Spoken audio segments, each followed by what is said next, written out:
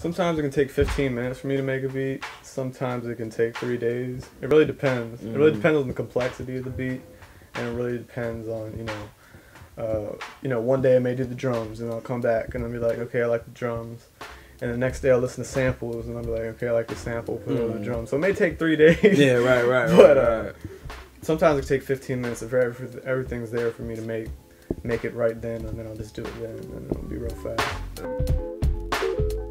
Like Duncan, he'll send me a beat, and I'll be like, man, that's like dope. So I'll take the beat, and I'll sleep to it, wake up to it, go out, get something to eat to it. Really just add it to my life. Then I'll be like, you know what? That's how I'm gonna write to this joint. Like a week later, we got some. 6 months later. Yeah, I mean, it's nothing instant. That's what I'll say. Yeah. Duncan can attest to this, dog. This dude would send me beats. And like I'll have them for like 3 or 4 months, dog, and don't do nothing to them. Yeah, a year in some cases. Like Champion was an old joint, and I had to come out. I had really to like live life. You know what I'm saying? And then one day that joint just spoke to me. And when I met the TRF cast, I was like, "Young, perfect." The verse came out like 5-10 minutes.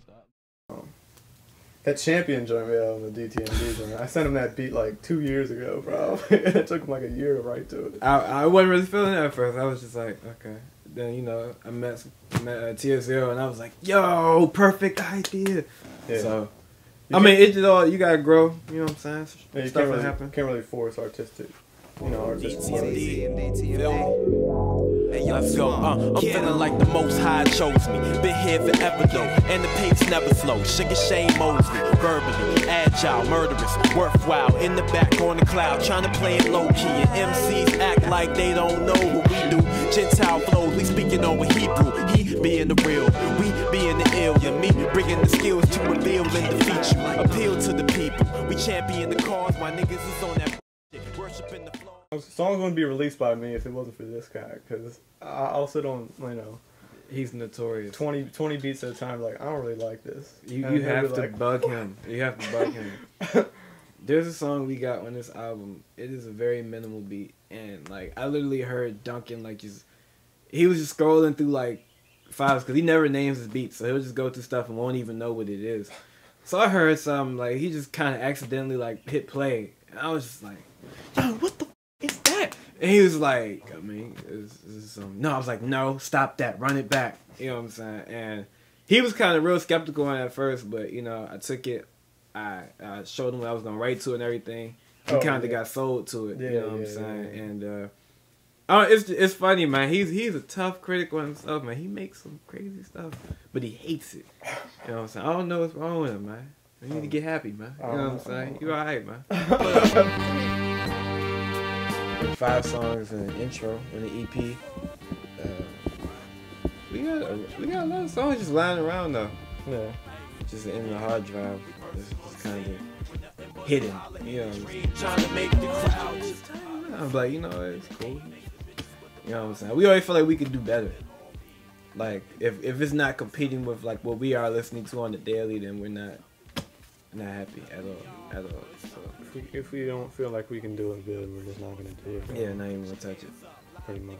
We're not gonna put anything that we feel is bullshit out. Right. So, I mean, the joint was cool, but I wasn't like worshiping myself. I think. Stand up, nice nigga out the day, working with a stance up, working with a plan, take over the whole shit, make over the soundscape. Oh, loving it. All right, it's I don't know. At first, like our first show, I didn't know what to expect. Like the first beat came on, I was nervous as hell.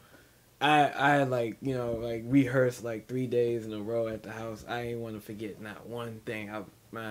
So when the first beat came on and Cass was just like kind of nodding and I was like, oh, it's gonna be easy.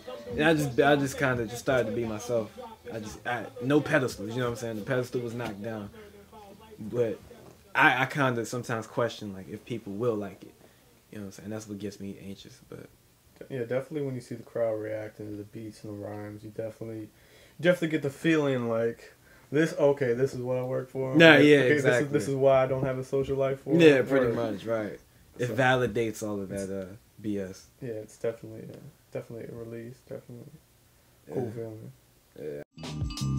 I think your resume is kind of the same. Yeah, I did a joint with Odyssey on Odyssey 101. We did a champion. I was with Tier Zero, which is a local group from around here too. Sonny Quest and Boomerang. Kev Brown, we got a track. Yeah, Kev we got a Brown track LP. with Kev Brown on the album. I work with EXO on the Takeover 2 mixtape. Other than that, Mirror Image, you know what I'm saying? That's another group we got going on. You know, some of my man MC. Other than that, I think I have a song on Stick Figures album. He's a Kansas City rapper that Odyssey's producing, and I think I'm going to be working with this group Critically Acclaimed. They're a big group. Hopefully, I can work with them. And then I also got the Takeover 2 remix project I'm doing for EXO over the summer, which is supposed to kickstart his album that's going to come out in the fall, which should be big. He's with Studio 43, and, you know, all the people that launched Wale, whatever. So. First of all, me and Dunk met like in middle school. You know, like we was doing. Wow, some, y'all go way back. Yeah, we was doing whatever. We did that. We started making beats because we wanted something original to rap on. Had a MySpace. We got the attention of local cat Odyssey. Okay. And he's been like a big brother to us, mentoring us through the game. Just, you know, shout outs to Diamond District, by the way. You know. When Odyssey was the guy who put us on. We gave him our music. He liked our music. Said, "Come over to the crib," and he showed us beats. When we showed him our beats, he was like, "Oh, you guys are really on your way.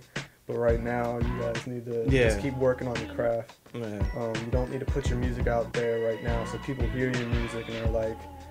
They're okay. Yeah, too young. Their beats are okay. Yeah. So whenever they see your name again, they're gonna be like, "Oh, I remember these guys. Yeah, they're okay." Right, yeah. So we really were in, you know, school, if you will. For 2 or 3 years under this dude. Like, Odyssey was pretty much the teacher, just showing us this is what you gotta do, this is what you gotta do. This is how you should make beats. Blah blah blah. And when we got to a certain point, we just released the joint. Yeah. Didn't even let him know till he hit me up on Skype like, "Yeah, what the hell?" You know what I'm saying? "I'm listening to your EP and it's dope." You know what I'm saying? I was like, he's like, "How come you ain't let me know?" I was like, You've been in Europe or something? Right. He's like, didn't want to bug you. You know what I'm saying? Me and him were talking the night before we dropped the basics. Me and him were like, "Yo, what happens if we drop this?" And it's just... Yeah, no one cares. Everybody's just like, no one cares. We had a long conversation about that, and we were just like, forget it, let's just drop it. We dropped it and got way more attention than we thought. I think we got like 900 downloads in like the first 6 hours of the dropping, something crazy like that. Just people like from LA, people from Detroit giving us love, people from Texas giving us love, Arizona. It's like it's crazy. So many people around the world like Europe, music, in Germany, Malaysia, Indonesia, crazy. It's Amsterdam. It's dope.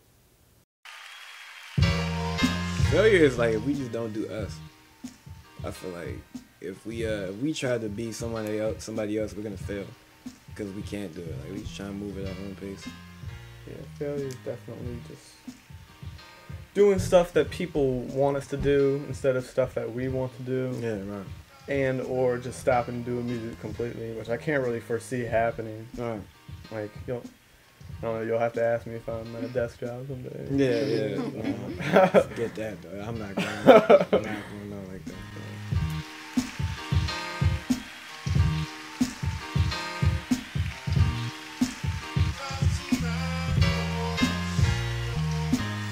Straight out of Largo, a chill but live nigga named Twan from a tribe called M.I. The I is strong enough to see the vivid intensely, distributed with lyrics and watch niggas commend me. Cause I guess I sound like relief from the sound bites and cats the only sound hype, and I ain't the loud type, more like the profound type. Quick to down the clown like a verbal stranglehold, the mango moles the sound dyke. And I ain't trying to be all caught in the gimmick, cause my denim kinda raw and my Jordans kinda vintage, lumped into an already growing percentage of these hipsters and these hype beasts trying to sell an image, and I don't think I could stand for it. I got a little too much pride, just a man whore, and I know if these niggas here want to supply, got to be somewhere with a demand for it, so I got a plan for it. Something like Castro with his shrapnel, medicating my lyric system, so digest these capsules deep. And I'm still trying to find my peace, but more concerned with a new release than a new lease. I guess it's just a nigga in me. Slash dope spitting MC. Definitely. Blessing the beast to let you know what dope sound like effortlessly. Plus I'm out for dead presidents to represent me. We make dollars. You know what I'm saying? Holla, holla. You know what I'm saying? Yo, just had to get that off my chest. You feel me?